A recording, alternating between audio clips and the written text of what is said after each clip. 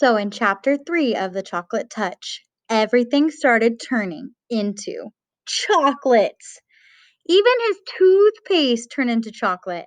And we know our main character, John, doesn't really like to eat his food. He really would just rather eat candy, especially chocolate, all the time. So, this is perfect for him because at breakfast, his orange juice, his bacon, and even his eggs turned into chocolates. Chapter 4. John had the bad habit of chewing things when he was thinking hard. This morning he had several things to think about. What had made his toothpaste taste like chocolate? What had made the orange juice taste like chocolate? What had made the bacon and egg taste like chocolate? What had made the toast and butter and marmalade taste like chocolate? Each one of these things had felt the way it had always felt before. The toothpaste had been soft and pasty. The bacon had been hot, crisp, and oily. The toast had been crunchy, and the marmalade was sticky and lumpy. But everything had tasted like the chocolate that he had eaten in bed last night. John put a gloved thumb in his mouth and thoughtfully chewed. His mother had frequently pointed out to him that chewing his gloves made little holes that let in the cold air, but he chewed them just the same when he was thinking hard. This time he noticed something very strange about the thumb of his glove. Instead of tasting like leather, it tasted like, can you guess? Chocolates. John pulled his thumb out of his mouth.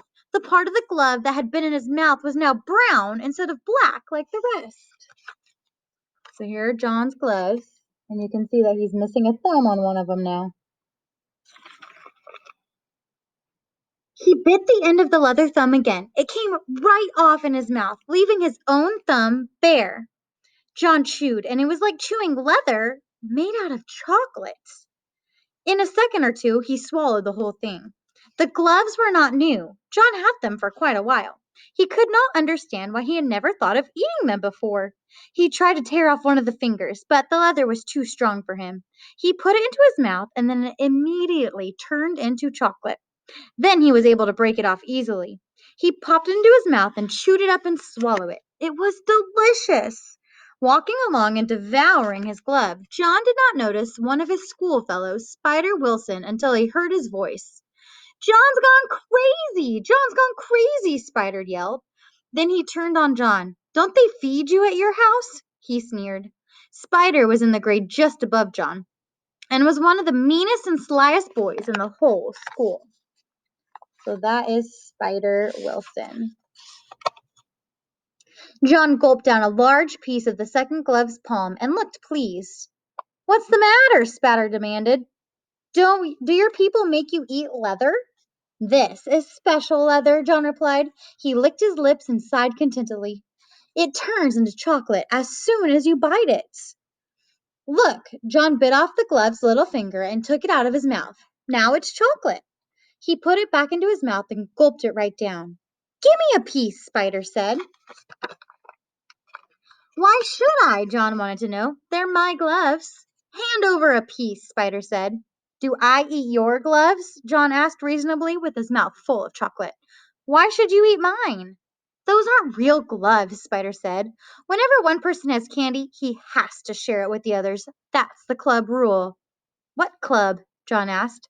"Never mind what club," Spider said, "but you better let me have some of that chocolate." Without waiting longer, Spider snatched what was left of the second glove. John was too surprised to resist, and he didn't want to anyhow. He had a feeling that he had enough chocolate for a while. He was getting a bit thirsty.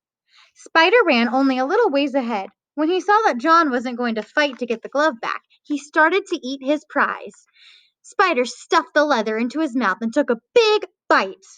Spider stopped short in his tracks. He frowned a bit, deep into the leather again. Disgusting! It tasted worse than just leather. It tasted like leather with which a boy had made mud pies and snowballs and patted old dogs. John thought perhaps he might be getting late for school, so he started running. He left Spider Wilson spitting out the soggy remains of the glove into the gutter. I wonder why the glove didn't turn into chocolate for Spider. Still giggling to himself about the defeat of the enemy, John walked between the great stone pillars at the entrance to the school grounds.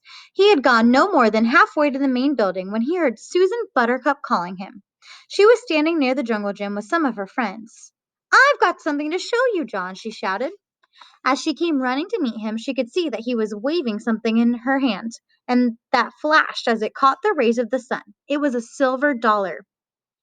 It's a birthday present, she explained, showing him the dollar. Isn't it beautiful? The sight of such wealth made John forget about the triumphs of his own day. It's a good present, he said. Are you sure it's made of silver, though? I once got a whole bag of gold coins in a Christmas stocking, only they were just chocolate covered with gold paper. Of course it's real, silly, Susan said. My daddy said so. You can feel it if you don't believe me. She handed him the coin. John looked at the coin suspiciously. All right, Susan said. Bite it if you think it isn't real. Go on, bite it. John felt rather silly. I can see it's real now. I don't have to bite it. But I want you to, Susan insisted. You weren't sure. Well, then, make sure. That's what they always do on television. When a cowboy wants to make sure a dollar is real, he bites down on it. John put the dollar about halfway into his mouth and reluctantly bit it. His teeth went right through the coin. The part that had passed between his lips was hard, but sweet chocolate.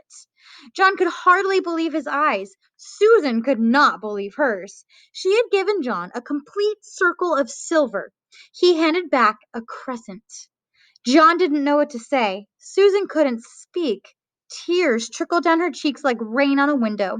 She looked at the piece of the dollar in her hand. She looked up at John, whose face was red with embarrassment. John Midas, Susan blurted out at last. I hate you. She turned and ran before John could think of anything at all to say. All right, so now everything that John puts into his mouth is turning into chocolate, even gloves and money. And he just bit some poor girl's birthday present and it turned into chocolate. So this is not good. All right, we will find out what happens next.